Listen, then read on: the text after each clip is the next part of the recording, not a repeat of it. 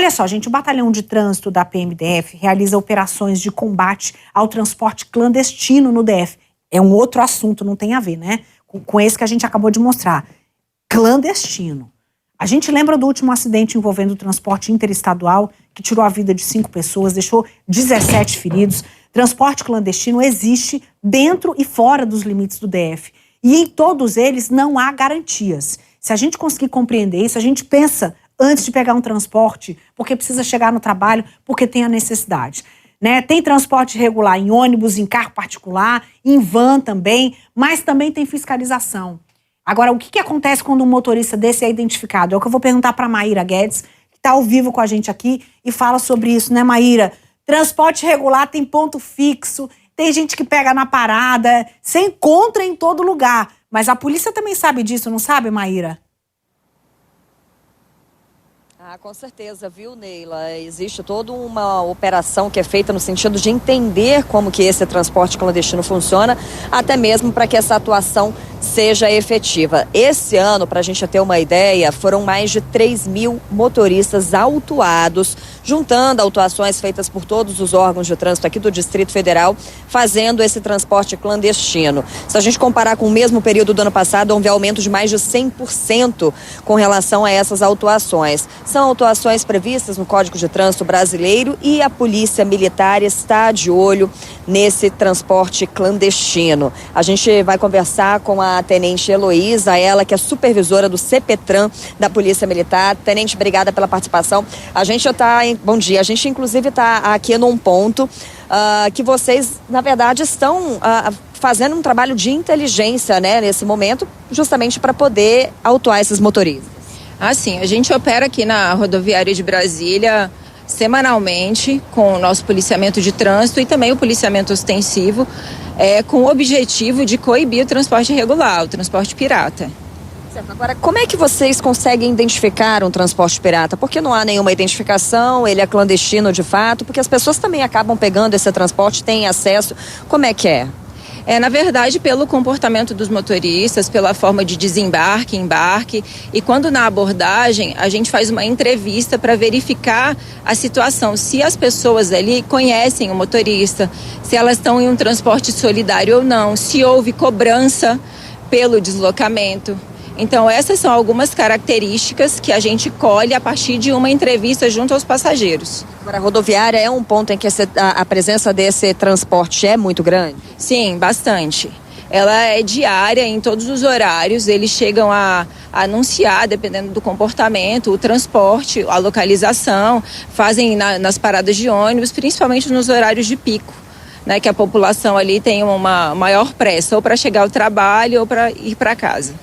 Como é que essas passagens são cobradas? O que é que atrai, de fato, esses passageiros para pegarem um transporte que é irregular? Na verdade, eu acredito que o que atrai as pessoas é a falsa ilusão de chegar logo, né? De não ter que esperar o ônibus, de ir num suposto conforto de um veículo, que teoricamente são 5 pessoas, mas por muitas vezes nós abordamos veículos com excesso de passageiros, principalmente quando é minivan ou vans, eles colocam a quantidade máxima que conseguem ali para fazer o deslocamento maior lucrativo, né? Agora a gente já sabe que é considerado um transporte clandestino por não ter a autorização para fazer esse transporte de passageiros, mas existem vários riscos envolvendo. A gente não fala só de uma questão burocrática, né? Não, claro, uma pessoa que está oferecendo esse serviço, não existe a garantia que ele sequer é habilitado. Ele pode ser uma pessoa com mandado de prisão em aberto. O carro dele pode ser um objeto de crime ou um veículo que não está com os equipamentos de segurança em dia. Quando é um veículo que é regular, ele tem a checagem dos órgãos de trânsito sobre a segurança. O motorista, ele tem um treinamento específico para transporte de passageiros, que essa pessoa não tem. Então, quer dizer, essa falsa segurança, a pessoa ela pode estar correndo um risco de não chegar ao destino, né? Ou até mesmo de ali ser uma vítima daquele motorista, porque ela não sabe se ele é um criminoso. Se houver um acidente, ela não tem quem buscar, porque o transporte público, existe a chancela e responsabilidade do Estado. Em um acidente, a pessoa ela vai ter a quem buscar. E esse transporte irregular? Ela não sabe quem é o proprietário, ela desconhece quem é o motorista, não existe nenhum tipo de registro. Isso interfere, inclusive, no recebimento do DPVAT, né? Sim, exatamente. Isso interfere em tudo. No DPVAT, se ela for buscar uma reparação de danos a posterior, né, com medicamentos ou danos morais ou qualquer coisa a nível de judiciário. Por que há uma prática que insiste em acontecer? Hoje, por exemplo, quem é flagrado? É flagrado pelo Código de Trânsito Brasileiro? Como é que é essa multa? É uma multa que às vezes é considerada baixa diante desse risco que é exposto para esses passageiros? É uma infração gravíssima, mas o valor dela não é altíssimo, então acaba que eles consideram que compensa, né? Muitos motoristas são notificados repetidas vezes e hoje, com a evolução da legislação, existe a previsão de remoção do veículo ao depósito. Mas essa pessoa pagando os débitos e tudo do veículo, ela consegue a retirada e ela volta à atividade. E mais ainda, a pessoa que contrata, ela está fortalecendo a ilegalidade. Se eu compro o serviço, a pessoa vai continuar vendendo o serviço. Então, o que a Polícia Militar pede à população? Não façam a utilização do serviço de transporte irregular. Não contratem essas pessoas. Se não houver ninguém contratando, não vai ter existência do serviço. Vai ser um serviço descontinuado. Como é que eu faço um negócio fechar? Não sendo cliente dele. Então, quer dizer, população, não faça o uso pela sua segurança. Ninguém sabe quem está ali atrás do volante. Se é um condutor inabilitado, se é uma pessoa que não tem qualquer expertise, se é uma pessoa alcoolizada. A pessoa não tem como identificar quando ela entra no veículo. E ali ela está expondo a segurança dela, a saúde dela. A chegada em segurança em casa, chegada em segurança no trabalho. Que isso daí é oferecido pelo transporte regular, pelo transporte público. Ônibus de linha, metrô. Até o táxi, né, se for do interesse da pessoa. Todos esses transportes são transportes que existe uma fiscalização direta dos órgãos. Sim, o passageiro tem o direito de cobrar, né? A gente está mostrando aqui, viu, Neila, algumas partes da rodoviária, mas a gente até esclarece que não existe um ponto fixo para a atuação desse transporte clandestino, né? Por isso que essa operação ela é feita com rondas aqui no local, porque acaba que quando eles percebem a presença da polícia, né, tenente, eles acabam mudando de local, mas a polícia também está de olho em tudo isso.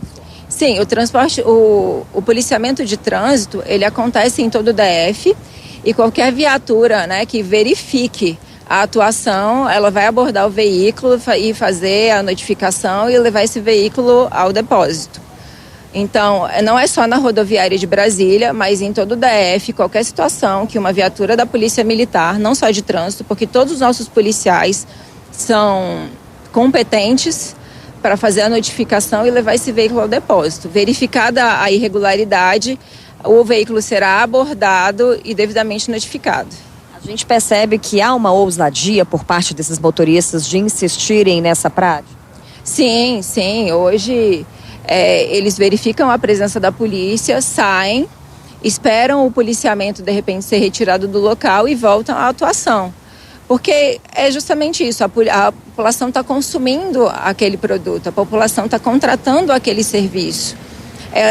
Eu entendo a pessoa que tem a pressa de chegar, que tem uma necessidade imediata, mas a gente só vai conseguir coibir esse tipo de irregularidade com o apoio da população.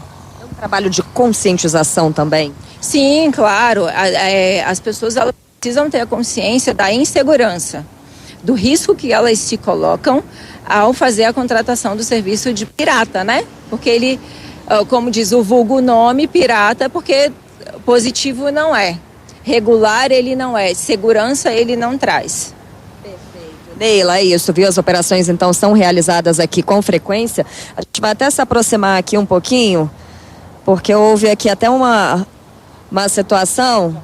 Um ônibus está sendo abordado ali agora pela Polícia Militar. A gente ainda não sabe, né, de fato, se é um transporte regular, mas a gente está vendo um trabalho dos policiais militares para fazer essa abordagem, aquele processo, né, tenente, de entrevistar, de colher as informações inicialmente.